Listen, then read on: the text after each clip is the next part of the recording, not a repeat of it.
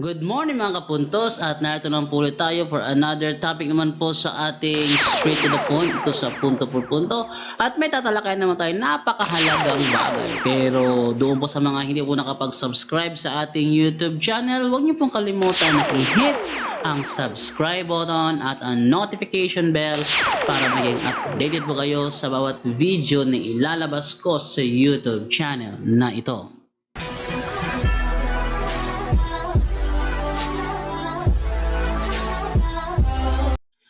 Okay mga kabuntos, no? So tuloy po tayo sa ating pag-uusapan ngayon at ang atin namang iimbestigahin ngayon ay yung tungkol sa Daniel 7:25. Kung naaalala po ninyo yung mga nakaraang episode po sa punto por punto ay tinalakay po natin yung tungkol sa ginagamit ni John Sunamikan na Daniel 7:25.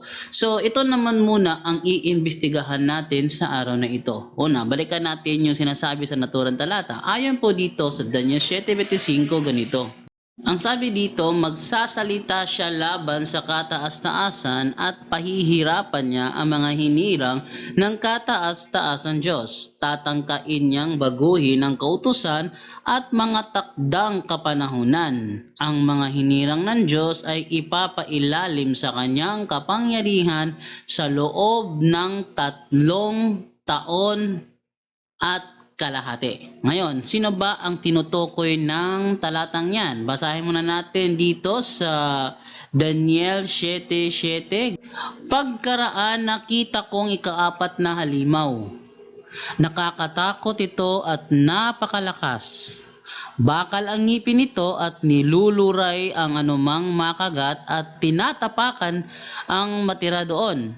Kakaiba ito sa 3 nauna sapagkat ito'y may 10 sungay. Ngayon, ano ba ang ibig sabihin nitong 10 sungay? 24. Ang 10 sungay ay kumakatawan sa 10 hari. Yan. So, ang tinutukoy pala ito ng 10 sungay ay 10 hari. Ano pa?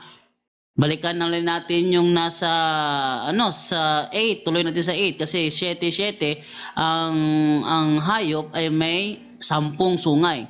At ang 10 sungay na yun ay kumakatawan sa 10 hari. Tuloy din sa 8. Anong sabi sa 8? Pinagmasdan ko mabuti ang mga sungay at nakita kong may tumubo pang isa. Yan, no? May tumubo pang isa. Ang 3 sungay ay nabunot upang magkaroon ng puwang ang sungay na tumutubo. Ang sungay na ito ay may mga mata na tulad sa tao at may bibig na nagsasalita ng sobrang kayabangan. So maliwanag po dito na may tumubo na isang sungay. Ano ibig sabihin nung sungay na yon? Balikan natin sa 24. Ang 10 sungay ay kumakatawan sa 10 hari ng kahariang ito. So may tinutukoy ito na kaharian. At ang 10 sungay ay hari sa kahariang ito. Sa gitna nila'y lilitaw ang isa. Saan lilitaw? Sa kahariang ito. Lilitaw ang isa na kaiba sa mga nauna at 3 hari ang kanyang pababagsakin. So maliwanag dito na may lilitaw mula sa kahariang ito na isa, ngunit kakaiba sa mga nauna. Ano ba yung tinutukoy na nauna? 10 hari. So ang tutubong ito, ang lilitaw na ito sa kalagitnaan ng kahariang ito ay isang hari. Kaya siya ikinumpara, sa mga nauna. Ang nauna mga hari yun eh. Yung mga nauna mga hari yun. So hindi ka pwede ipagkumpara sa mga nauna kung hindi ka hari. Di ba? Kaya yung tumubo, ikinumpara sa mga nauna na mga hari, yung tumubo, hari din yon. O, di ba? Ngayon, sasabihin ng mga Seventh-day Adventist na yun daw horn, little horn na yun daw ay ang Papa. Ang Papa ng Iglesia Katolika. Yun daw, no? Marami, actually, wala silang matinong sagot dyan. May Minsan, binabato nila yan kay Constantino, gaya ng ginawa na dyan Sunamikan. Ibinato naman niya kay Constantino, kay Emperador Constantino ng Imperyo Romano, ang little horn. Ngunit sa iba nilang babasahing aklat, ang tinutukoy naman doon is yung little horn, Papa sa Roma. Ano kayang matinong sagot ito ng mga SD, ano? Basta lang may ipukol sa Katoliko, kung ano-anong mga kasinungalingong binabato. Unang-una, si Emperador Constantino hindi Papa. Yan ha. Unang-una, si Emperador Constantino hindi siya Pope. Pangalawa, ang Papa ay hindi hari. Yon. Pangalawa, ang Papa ay hindi hari. Baka sabihin naman na gumagawa ako ng haka, wala naman akong batayan. Meron ba akong batayan? Ano po? Tingnan po natin dito sa isa pong website na sa Quora.com. Is the Pope a King? O yan na, is the Pope a King? Baba natin. So ano ba yung Pope? Hari ba ang Pope? Tingnan nga natin. Yan.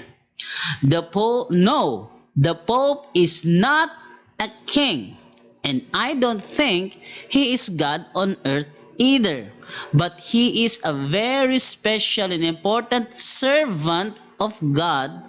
God on earth was Jesus.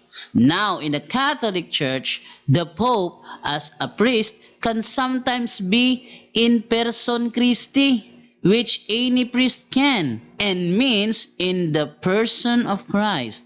And that does not mean he is Christ, but it means he is standing in for him in his place right now as an earthly representative. So during those times, the Pope does not stand in sort of for Christ. He is not a king, but he is the leader of the Roman Catholic Church worldwide. So maliwanag po dito sa ating ebidensya dito na ang Papa hindi hari. Ano? Ang Pope ng Iglesia Katolika, hindi siya hari. Hindi siya pwedeng i-compare sa 10 hari dahil hindi naman siya hari. Ngayon, may sinasabi doon sa balikan natin yung sa 7:8. Anong sinasabi sa 7:8? Pinagmasdan kong mabuti ang mga sungay at nakita kong may tumutubo pang isa. Ang 3 sungay ay nabunot upang magkaroon ng puwang ang sungay na tumutubo. So may tinutukoy naman dito na may sungay na nabunot. May sungay na nabunot upang magkaroon ng puwang ang sungay na tumutubo. Ang tanong, ano naman ang ibig sabihin nitong sungay na nabunot? Balikan natin sa 7:24. Ang 10 sungay ay kumakatawan sa 10 hari ng kahariang ito. Sa gitna nila ay lilitaw ang isa na kakaiba sa mga nauna at 3 hari ang kanyang pababagsakin. Ang ibig sabihin pala nung 3 sungay na nabunot upang magkaroon ng puwang ang sungay na tumutubo, may 3 hari na pababagsakin nitong sinasabing little horn na hari din, no? So may 3 hari din siyang pababagsakin. Ito ngayon ang dilema ng mga taga ng Seventh-day Adventist, Sino ang mga 10 hari? Sino? Hindi nation. Hindi nation, 10 hari. Sa kasi sa Seventh-day Adventist kasi, 10 divided Europe, mali. Mali. 10 hari. Sino ang 10 hari? Ayan na. Para i-connect natin doon sa kanilang gustong patunugin sa sa 7:20 25 na si Emperador Constantino o di kaya ang Pope ng Roma. Sino ang 10 hari? Yan. Pasagutin natin sila ngayon dyan. Sino ang 10 hari? Ano pa? Sino ang 3 sa mga hari Sino ang tatlo sa 10 hari ang pinabagsak nitong lumitaw na hari? Sino? Yan, maganda ito pasagot yan dito sa mga SDA, ano? Sino ang 10 hari? Kasi yung 10 sungay tumutukoy sa 10 hari. Sino itong 10 hari? Para matrace natin kung sino itong nasa 7:25, kailangan nating malaman kung sino itong mga 10 hari. Pangalawa, sino ang tatlo sa mga 10 hari na pinabagsak nitong kakatubo? Yung little horn, na? Itong kakatubo, sino sa 3 hari sa 10 ang pababagsakin nitong hari na tutubo, pababagsakin ng 3? Sino yung 3 hari pinabagsak niya? Para matrace natin kung sino itong haring ito. Pangatlo, isang tao lang ang tinutukoy ng naturang propesiya ng 7:25, no? Isang tao lang. Ha? Hindi pwede na itukoy sa 2 o sa 3 kasi walang matinong sagot yung mga ano eh. Walang matinong sagot yung mga SDA dito. Minsan sabi nila si Emperador Constantino, minsan yung Papa sa Roma. Tandaan ninyo, isang tao lang tinutukoy ng naturang propesiya, hindi 2, hindi 3. Na? Isang tao lang ang tinutukoy ng naturang propesiya na siyang tutubo sa gitna ng kahariang ito. Siyang tutubo, ano? So sino 'yon? At kailan siya umiral? Sino siya at kailan siya umiral? Yan, mga dilemma questions yan sa mga pilit na nagpapakunwaring may spirit of prophecy daw, pero ba't hindi nila masagot itong mga tanong na ito, ano? Kunwari, may spirit of prophecy sila, ba't hindi nila masagot to? Alam nyo, nakapokus na talaga ang SDA sa verse 25 para may iba to sa Katoliko. Ngayon, balikan nga natin yung yung sinasabi sa 7:8. Ano ang sinasabi sa 7:8 ng Daniel? Ganito sinasabi. Pinagmasdan kong mabuti ang mga sungay at nakita kong may tumutubo pang isa. Ang 3 sungay ay nabunot upang magkaroon ng puwang ang sungay na tumutubo. Ang sungay na ito ay may mga mata. Hala, meron pala itong mga mata, no? At may bibig. Yan, may bibig na nagsasalita ng sobrang kayabangan. Yan. So, sino naman ito tinutukoy dito na little horn na may bibig tulad ng tao na nagsasalita ng sobrang kayabangan? Basahin na natin yung 7:25. Magsasalita siya laban sa kataas-taasan at pahihirapan niya ang mga hinirang ng kataas-taasang Diyos. Ayun. So, meron pala siyang sasabihin na laban sa kataas-taasan. Ito yung sobrang kayabangan, ano? At pahihirapan niya ang mga hinirang ng kataas-taasang Diyos. Ang tanong, sino itong tinutukoy dito na hinirang ng kataas-taasang Diyos? Ha? Ezekiel 29. Ngunit hindi ko itinuloy upang ang pangalan ko'y hindi mapulaan ng mga karatig bansa ng Israel, mga bansang ninasa kong makakita sa gagawin kong pag-aalis ng Israel sa Ehipto. So sino yung hinirang ng kataas-taasang Diyos? Mga Israelita. Yan ha? Mga Israelita. So, itong tinutukoy dito ni Propeta Daniel ay tumutukoy doon sa mga kilala niyang mga hinirang. Alam niyang mga hinirang. At yung alam niyang mga hinirang, Israelita 'yon. Hindi naman yung mga Pilipino, kasi ito yung sinulat ni Daniel sa panahon niya na kung saan hindi pa umaabot ng Kristyanismo sa Pilipinas. Kaya may tumutukoy siya na pahihirapan niya ang mga hinirang ng Diyos. Ito yung mga Israelita.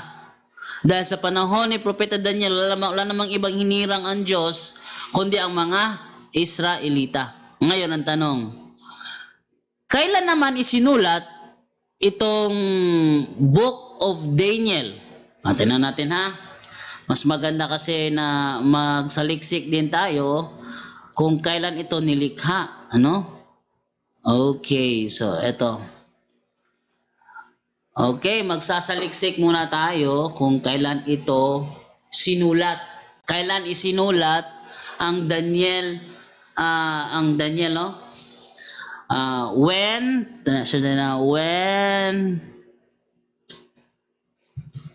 the book of Daniel, when the book of Daniel was written.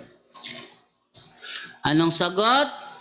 Oy, ito ay nasa 164 BC. Yan. At ayon dito sa naturang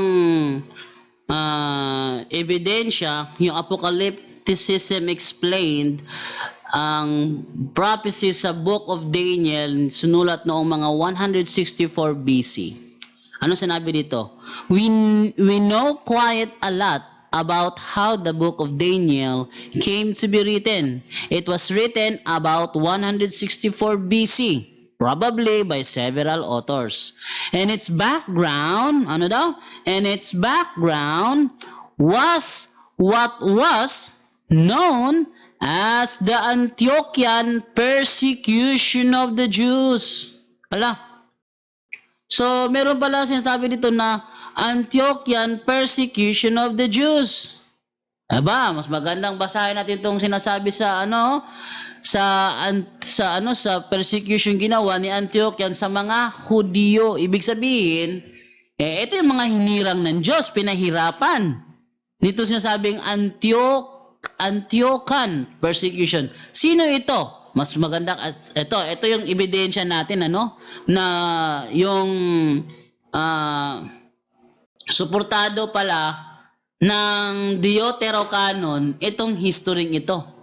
At itong Daniel na ito sumusuporta dito sa Deuterocanon, Basahin po natin sa unang Makabeyo 1 kung sino ang tinutukoy doon. Okay, magre-research tayo dito sa sa magandang balita,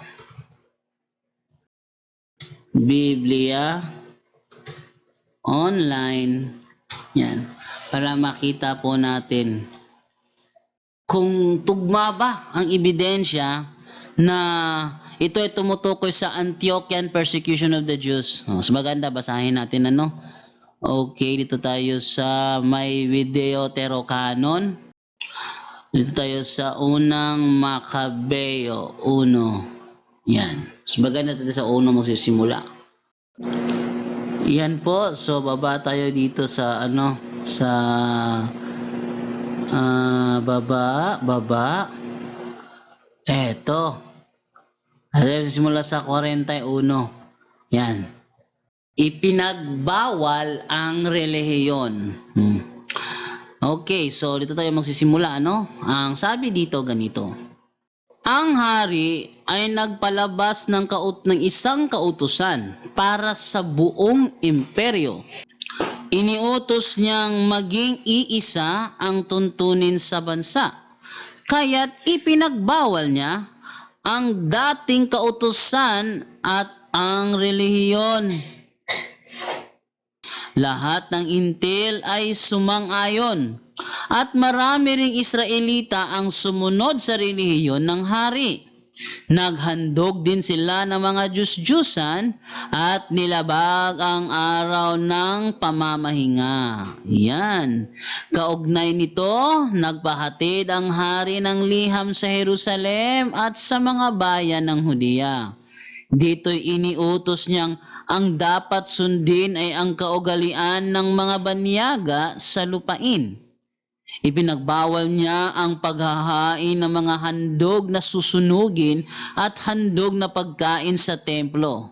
Iniutos niyang wag nang pahalagahan ang araw ng pamamahinga at ang mga takdang kapistahan. Oy, maliwanag pala dito, no? So, mayroon siyang pinagbabago.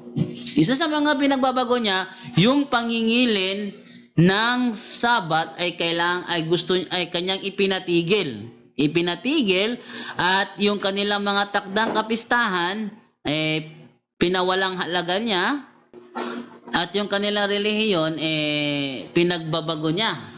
Ano nga sinasabi doon sa Daniel 7:25? Balikan nga natin. Magsasalita siya laban sa kataas-taasan at pahihirapan niya ang mga hinirang ng kataas-taasan Diyos. Tatangkain niyang baguhin ang kautusan at mga takdang kapanahunan. Yon. So, yung tatangkain niyang baguhin ang kautusan at ang mga takdang kapanahunan, tugmang-tugma doon sa sinasabi sa unang Makabeyo. Ipinagbawal niya ang paghahain ng mga handog na susunugin at handog na pagkain sa templo. Iniutos niyang wag nang pahalagahan ang araw ng pamamahinga at ang mga takdang kapistahan. Iniutos din niyang wag nang igagalang ang templo at ang mga pari. Sa halip, mga baboy at iba pang maruruming hayop ang kanilang ihahandog at dapat ang itatayo nila'y mga templo at mga altar ng pagano, no? Ipinagbawal din niya ang pagtutuli sa mga batang lalaki. Dapat nilang gawing kasuklam-suklam ang kanilang sarili. Sa ganitong paraan, malilimutan nila ang utos ng Diyos at ang dati nilang kaugalian.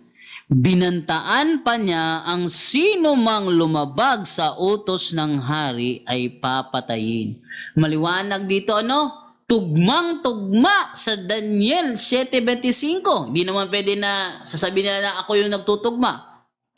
Meron naman tayong ebidensya na tinutukoy pala ang background pala ng the prophecy of Daniel na isinulat noong 164 BC ay tumutukoy sa Antiochian persecution of the Jews. Hindi ako yung hindi ako yung gumawa ng pakahulugan. Ebidensya ang nagbigay ng kahulugan. Ngayon, balikan naman natin yung tuloy natin pagbabasa, Sabi ba naman dito ganito? Noong taong 145, 15 araw ng 9 na buwan, si Haring Antioco ay nagpagawa ng rebultong tinatawag na kalapastangan ng walang kapantay sa altar na pinagsusunugan ng mga handog. Nagtayo rin siya ng mga altar ng pagano sa lahat ng lungsod sa palibot ng Judea, kahit sa mga harap ng bahay at mga lansangan ang mga tao ay pinagsusunog ng insenso. Lahat ng makitang mga balumbon ng kautusan ng Diyos ay sinira at sinunog. At ang sino mang mahuling nagtataglay ng balumbon ng tipan o sumusunod sa kautusan ay ipinapapatay. Ganito nila pinahihirapan ang mga Israelita na nahuhuli sa mga lungsod sa bawat buwan. Ano daw yung sinasabi doon sa Sa Daniel 7:25? Balikan natin. Pahihirapan niya ang mga hinirang ng kataas-taasang Diyos. Ano yung sinabi doon sa propesiya? Ganito nila pinahihirapan ng mga Israelita na nahuhuli sa mga lungsod sa bawat buwan. Tuwing sasapit ang 25 araw ng bawat buwan, naghahandog sila sa altar na itinayo sa dating pinaghahandugan ng mga Israelita. Ang mga ina ng mga batang tinuli ay pinapatay ayon sa utos ng hari. Ang mga batang tinuli ay tinatalian at isinasabit sa liig ng kanilang mga ina. Pati mga kamag-anak ng mga batang ito at ang gumanap ng pagtutuli ay pinapatay na rin. Sa kabila ng lahat ng ito, marami pa ring mga Israelita ang nanatiling tapat at hindi kumain ng anumang pagkaing marumi. Matamis pa sa kanila ang mamatay kaysa maging marumi dahil sa pagkain ng mga hindi ipinahihintulot ng kautusan o kaya'y sumuway sa banal na kasunduan. Marami ngang namatay sa kanila. Katakot-takot na hirap ang dinanas ng buong Israel. So, maliwanag po sa talatang ito mga kapuntos, dito natutupad ang sinasabi sa Daniel 7:25 na magsasalita siya laban sa kataas-taasan at pahihirapan niya ang mga hinirang ng kataas-taasan Diyos. Tatangkain niyang baguhin ang kautusan at ang mga takdang kapanahunan. Ang mga hinirang ng Diyos ay ipapailalim sa kanyang kapangyarihan sa loob ng 3 taon at kalahati. So maliwanag po dito yung kanilang ginagawa mga kapuntos sa Papa ay isa lamang pagbibintang. Ha? Isa lamang pagbibintang. Sabi dito ni Kristo, nung si Kristo ay kasama pa ng mga apostol, sabi niya sa Mateo 10:25, ganito, sapat na sa isang mag-aaral na maging katulad ng kanyang guro, at sa alipin na maging katulad ng kanyang amo. Kung akong pinuno ninyo, kung ako, sabi si Kristo, kung ako na pinuno ninyo ay tinatawag nilang Satanas. Ha? Si Kristo pala, nung kanyang kapanahon, tinatawag siyang Satanas, o alagad ng kadiliman. Gaano pa kaya kasama ang itatawag nila sa inyong mga tagasunod ko? So, kanino nangyayari ito? Di ba simbahan Katoliko? Kung ano-ano na lang kasinungalingan na binabato nitong mga Seventh-day Adventist sa Papa na, hindi naman sila inaano. Oh? Hindi naman sila inaano eh. Matindi talaga yung galit nila, no? Kaya parehong-pareho sila nung mga Sabbath keeper sa panahon ni Kristo. Kung paano nila nilalait ang Panginoong Jesucristo, ganun din ang kanilang panlalait na gagawin sa kanyang mga tagasunod. So kahit hindi related sa Papa ng Iglesia Katolika, ang Daniel 7:25, pilit nilang ibinabato. Hindi related yun. Oh. May nakita ba kayong Papa na nag-torture ng Hudyo? Sinong Papa sa history ang nag-torture sa Israel? Sino? Meron ba na Pope na nag-torture ng mga Israelita? Pinahirapan talaga niya, grabing torture yung kanyang ginawa para ipukol sa Santo Papa yung Daniel 7:25. Alam nyo ba na ang SDA mahilig nagpapakunwaring sumusunod sa 10 utos? Pero hindi nila magawang sundin yung Exodo 20:16. Huwag kang magbibintang sa iyong kapwa. Ano ang ibig sabihin niyang sinasabi na yan na huwag kang magbibintang sa iyong kapwa? Huwag kang sasaksi ng walang katotohanan laban sa iyong kapwa. Anong ginagawa nitong mga Seventh-day Adventists? Kung anong mga kabulaanan ang ipinupukol nila sa ating Santo Papa. Ngayon, ano ang turo ng SDA tungkol dyan? Ha? Sabi nila na sumusunod ka sa utos, pero pag nilabag mo yung isa, ano mangyayari? Ginagamit po ng SDA yung sinasabi sa Santiago 2:10. Ganito, ang lumalabag sa isang utos, kahit tumutupad sa iba pa, ay lumalabag sa buong kautusan. Ang SDA, akala nila sumusunod sila sa kautusan dahil sa pangingili nila ng Sabat. Yun ang akala nila. No? Pero yung 20:16, walang SDA nakatupad nung kahit isa. Lalo na kapag evangelist o pastor ng Seventh-day Adventist, walang ni isa sa kanila ang nakatupad ng Exodo 20:16 dahil hindi nila mapigilan ng kanilang sarili na huwag magbintang ng kasinungalingan sa Katoliko. Bakit? Kasi pag di nila yan ginawa, hindi sila makakakuha ng ng mga membro, no? Pag meron silang Bible study, nag-iimbita yan ng mga Katoliko. Ano yung kanilang makukuha? Hindi nila lalabagin itong ikawalong utos na ito na huwag kang sasaksi ng hindi katotohanan laban sa iyong kapwa. Ano yung papala nila? Wala. Para silang makaakit ng maraming Katoliko, kailangan nilang labagin ang ikawalong utos. Yun. Kailangan nilang labagin. At kapag yun nalabag nila, madadivert nila yung isip ng Katolikong inimbitahan nila. Ay, mali pala tinuturo sa aming simbahan. Ay, papa pala namin tinutukoy ng propesiyang ito. Kailangan nila magsinungaling. Ngayon, pag na-convince na nila yung tao, ano mangyayari? Lilipat ng Seventh-day Adventist, pandagdag na naman sa kanilang ikapo. Ayan. So, ano mangyayari? Pag nilabag nila yung ikawalong utos, huwag kang sasaksi ng di katotohanan. Ano yung sabi sa Santiago 2:10? Pag nilabag mo yung isa, nilalabag mo ang lahat.